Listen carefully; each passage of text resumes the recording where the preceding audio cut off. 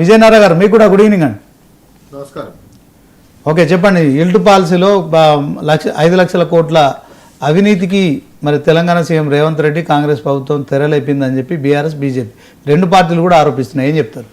Hyderabad industrial lands transformation policy, HILT policy మొన్న cabinet sub committee వేసి విధి విధానాలు రూపొందించిన తర్వాత ఏ విధంగా ముందు పోతే బాగుంటుందని చెప్పి ప్రభుత్వం భావించి ముందుకు పోతా ఉంది. ఎందుకంటే బీఆర్ఎస్ ప్రభుత్వం ఆయనలోనే జీవో నెంబర్ 19 కావచ్చు, 20 కావచ్చు, 21 వారే తీసుకొచ్చారు ఆగస్టు 29, 2023లో.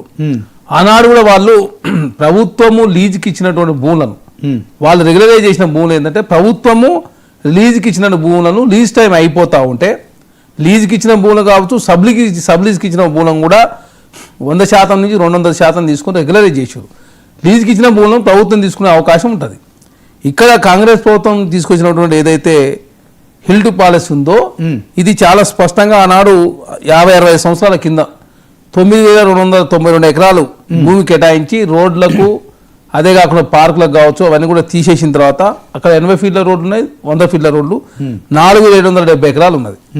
అందులో కొంతమంది చాలామంది బీఆర్ఎస్ ప్రభుత్వాన్ని రిక్వెస్ట్ పెట్టుకుంటే ఐటీ పార్కులుగా మార్చడం కోసం దాదాపు 11 పారిశ్రామిక పార్కులు వారు గుర్తించారు.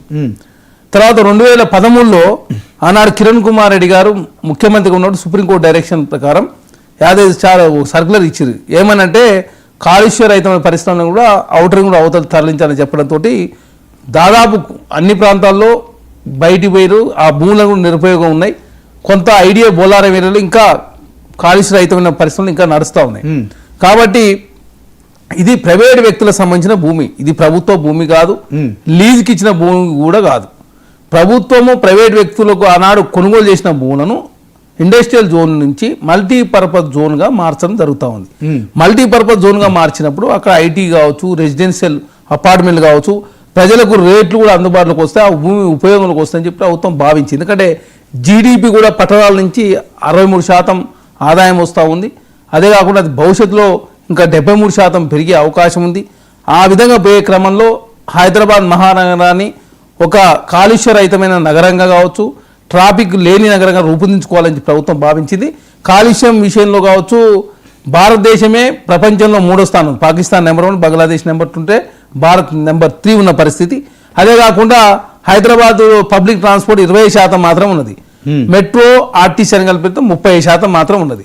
దాన్ని 70% చేసుకోవాలని చెప్పి లక్ష్యంతో ముందుకు పోతూ మెట్రో 1 ఆల్రెడీ ఉన్నది, 2, 3గా విస్తరించుకునే ప్రయత్నం, ఆర్టీసీలో 2,000 ఎలక్ట్రికల్ వెహికల్ కొనుగోలు చేసే ప్రయత్నం, ఆర్టీసీని, ఎంఎంటీఎస్ని, మెట్రోను అనుసంధానం చేసే ప్రయత్నంలో ప్రభుత్వం ముందుకు పోతూ ఇక్కడ ఏదైతే ఇక్కడ జోన్ కన్వర్షన్ మల్టీపర్పస్ జోన్గా మారినట్లయితే అక్కడ కాలుష్యమైన ఇండస్ట్రీస్ ఆల్రెడీ ఉన్నాయి కాబట్టి ఒక ప్రత్యేకమైన మాస్టర్ ప్లాన్తో ముందుకు పోయినట్లయితే అక్కడ వాటర్ కావచ్చు, రోడ్స్ కావచ్చు, అదే కాకుండా గ్రీనరీ కావచ్చు, ఎలక్ట్రిసిటీ కావచ్చు, ఇవన్నీ కూడా డెవలప్మెంట్ అయ్యే అవకాశం ఉంటుంది.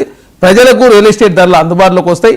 అదే కాకుండా ఇక్కడ ఉన్నటువంటి భూముల జోన్ రెగ్యులరైజ్ అదే జోను కన్వర్షన్ చేసినట్లయితే వాళ్ళు కూడా ఇంకా వేరే ఇండస్ట్రీస్ కూడా బయటికి పోయి అక్కడ ఇన్ఫ్రాస్ట్రక్చర్ డెవలప్ చేసుకుని అక్కడ ఇండస్ట్రీస్ పెట్టుకుంటారని చెప్పి ఒక సదుద్దేశంతో ప్రభుత్వము అందరి కోసం పెట్టింది. ఏదో చిక్కర్లో కూర్చొని జీవో తీసుకురాలే, లేదు పైరవ చేసిన వాళ్ళకు జీవో తీసుకురాలే. 7 రోజుల పాటు టైం ఇచ్చారు. 90 రోజులలో 45 రోజులలో ఒక పేమెంట్, ఇంకొక 45 రోజుల్లో ఒక పేమెంట్, 7 రోజుల్లో 20% చెల్లించే విధంగా. ఆన్లైన్లో చెల్లించినట్లయితే 90 రోజులలో నీకు ఆన్లైన్లోనే ఆ జోన్ కన్వర్షన్ అయినట్టుగా నీకు అదేవిధంగా ఒక కాగితం పంపిస్తారు. అదే కాకుండా ఇక్కడ చాలా స్పష్టంగా ప్రైవేటు భూమిని ఓన్లీ జోన్ కన్వర్షన్ మాత్రమే చేస్తుంటే బీఆర్ఎస్ పార్టీ ఏమని ప్రచారం చేస్తుందంటే 5 లక్షల కోట్లని బీఆర్ఎస్ పార్టీ, 6 లక్షల కోట్లని భారతీయ జనతా పార్టీ. మీ ఆయనలో మీరు లీజుకి ఇచ్చిన భూములను 100% ఎస్ఆర్ఓ రేట్లలో 100%, 200% తీసుకొని చేసారు. ₹1 ఉన్న భూమికి ₹1 తీసుకొని చేసారు. లేకపోతే సబ్ లీజ్ కూడా చేసిన వాడు ₹2 కోట్ల చేసారు. మరి అక్కడ 50 కోట్లు ఉంది కదా, మీరు గవర్నమెంట్ భూములను మీరు అప్పనంగా అమ్మింది మేము కాదు. మేము ప్రైవేట్ వ్యక్తుల చేతుల్లో భూములను జోన్ కరెన్సీ మాత్రం రాష్ట్ర ప్రభుత్వం చేస్తుంటే అది ప్రభుత్వం ఎందుకు తీసుకుంటుంది? కొంతమంది ఉంటారు గోడౌన్స్ కట్టుకుంటాం చెప్పేసి వాళ్ళు ముంచుకునే అసలు జోన్ కన్వర్షన్ కూడా చేసుకోరు. వాళ్ళని ఎట్లా ముందుకుంటాం మనం? కాబట్టి తెలంగాణ సమాజాన్ని తప్పుదారి పట్టించే ప్రయత్నం Bharatiya Janata party BRS party చేస్తా ఉన్నాయి. ఏదైతే ఇది ప్రజలకు ఉపయోగకరంగా ఉండాలి, అదే కాకుండా ఇందులో కూడా టీజీఐఏసీకి వచ్చే ఆదాయంలో కూడా 25% అక్కడ మౌలిక వసతుల కోత కేటాయించి ఇంకా 70% ఏదైతే చౌటుపలు కావచ్చు, కొత్తూరు కావచ్చు, లేకపోతే నర్సాపూర్ కావచ్చు, మేడ్చల్ అవతల ఉన్నటువంటి ఇండస్ట్రీస్ పార్కులు అక్కడ డెవలప్మెంట్ చేసే ప్రయత్నంలో ప్రభుత్వం ముందుకు పోతుంది. ఎందుకంటే ఇప్పుడు కాలుష్యరహితమైనటువంటి పరిశ్రమలు బయటికి పంపేయకపోతే మహానగరం అంధకారమయ్యే అవకాశం ఉంది.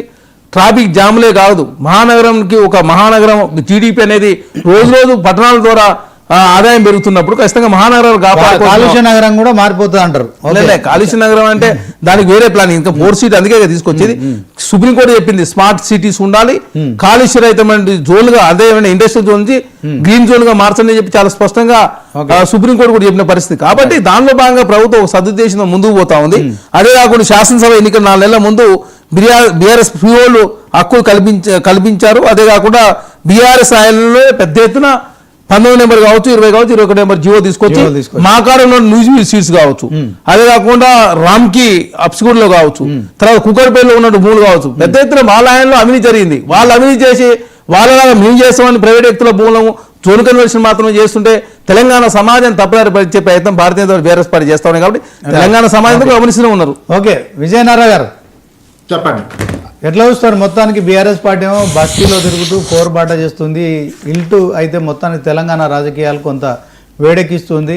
5,000 కోట్ల ఆదాయం సర్కార్కు వస్తుంది, దాంట్లో కన్వర్షన్ మాత్రమే చేస్తున్నాం.